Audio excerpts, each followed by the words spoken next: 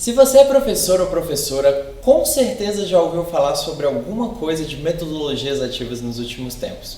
Elas são as verdadeiras favoritas, as queridinhas do contexto educacional do momento, justamente pelo grande potencial que elas têm de revolucionar o nosso sistema de sala de aula.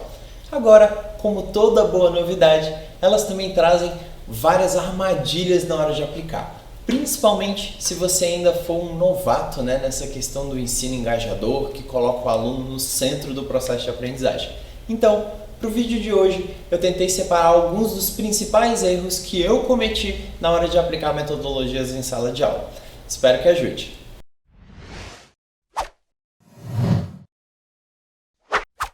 O primeiro, eu acho que o mais comum deles, é ter métodos de mais e propósito de menos. Então, à medida que você vai estudando novas abordagens, dá vontade de sair aplicando 15 metodologias diferentes em uma aula só.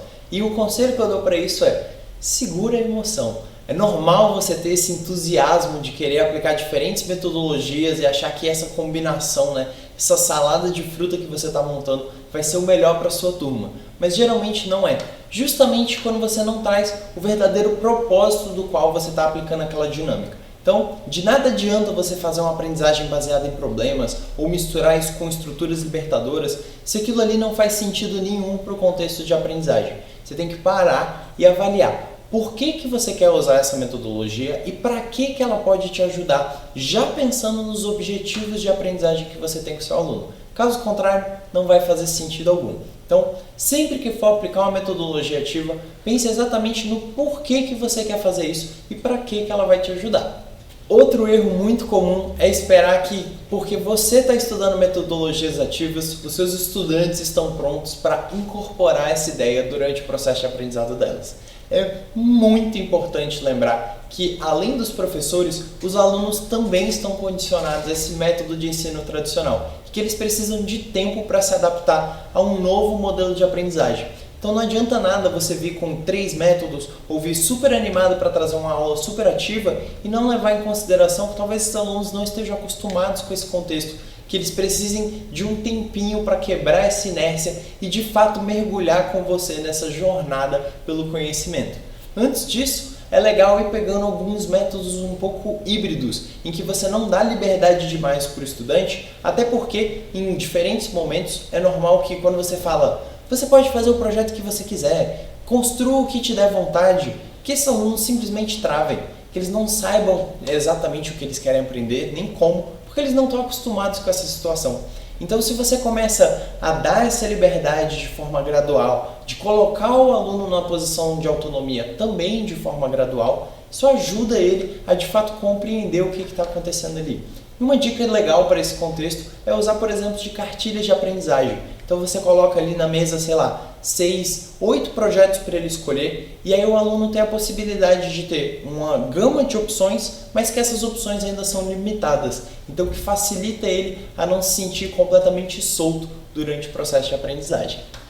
Outro ponto importante, talvez o mais doloroso dentro do contexto de metodologias ativas, é achar que os alunos estão aprendendo só porque eles estão engajados. Então, quando você começa a aplicar metodologias ativas, é comum você ver a turma mudar um pouquinho a sua aura. Você quebra o estereótipo do aluno que está sentado, copiando o quadro, prestando atenção no que o professor diz e fazendo exercício. E eles começam a interagir entre si, com o professor, começam a produzir coisas. Mas isso não necessariamente significa que eles estão aprendendo. E existe um artigo muito interessante que fala sobre isso. Ele foi escrito pelo Carl Hendrick em 2020 e que chama justamente só porque eles estão engajados não quer dizer que eles estão aprendendo. E o que ele diz é justamente sobre essa falsa impressão de que os alunos estão retendo o conteúdo com profundidade só porque eles estão produzindo alguma coisa.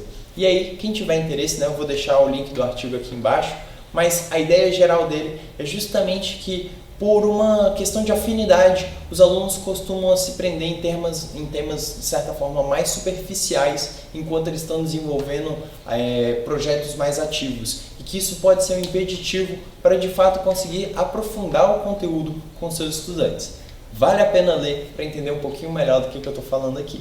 Outro ponto muito importante na hora de montar a sua aula com metodologias ativas é pensar num cronograma que não seja engessado demais. justamente porque você vai estar trabalhando com o aluno no centro da aprendizagem. Então, a gente sabe que cada estudante é diferente um do outro.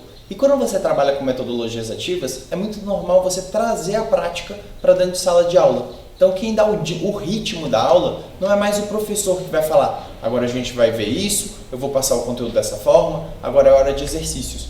Quando os alunos estão colocando a mão na massa, muitas vezes eles estão conduzindo o ritmo da aula. E como eles são diferentes entre si, é normal que alguns alunos sejam mais rápidos e outros mais lentos para desenvolver a mesma habilidade. Então, pensando nisso, é muito importante que você desenvolva um cronograma que seja de alguma forma fluido, que você possa colocar atividades extras ou desafios para aqueles que são mais apressadinhos, que pegam o conteúdo mais rápido e ao mesmo tempo consiga tornar o ambiente, minimamente confortável para aqueles que precisam de mais tempo para desenvolver o seu projeto, para construir alguma coisa.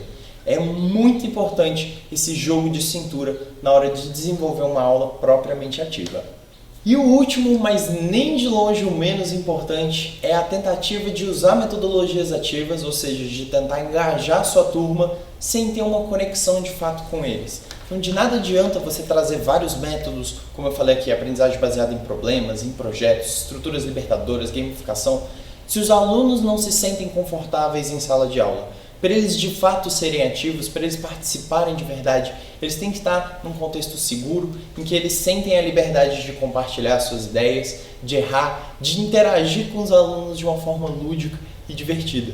E para isso, você precisa estabelecer conexão com seus estudantes, não só entre você e eles, mas entre eles próprios. E para isso, é interessante usar de algumas dinâmicas, ter abertura e até mesmo uma certa pessoalidade em sala de aula. Não adianta nada você aplicar a metodologia ativa e ter ali, tudo muito quadrado, muito robozão. É preciso criar vínculo para que os alunos consigam se sentir confortáveis para aprender naquele universo. E isso é uma dica que não tem uma fórmula de bolo, uma receita para você seguir. Depende muito do contexto que você está. Mas que mostra como é importante você estabelecer uma relação professor-aluno que seja saudável, que coloque ele de fato numa posição de conforto para viver essas experiências novas que você está propondo para ele. Se você gostou dessas dicas e quer aprender um pouquinho mais, não deixe de se inscrever no nosso canal, de curtir esse vídeo e de comentar qual desses erros você já fez alguma vez durante as suas aulas. É muito comum que a gente veja problemas como esses que eu falei aqui ao longo das metodologias ativas e ao longo da aplicação delas em sala de aula. Comenta aqui se eu esqueci de falar alguma coisa que também aconteceu com você e que pode ser uma dica para outros educadores. O importante é que a gente possa se ajudar. Eu vou ficando por aqui e vejo vocês no próximo vídeo. Tchau, tchau!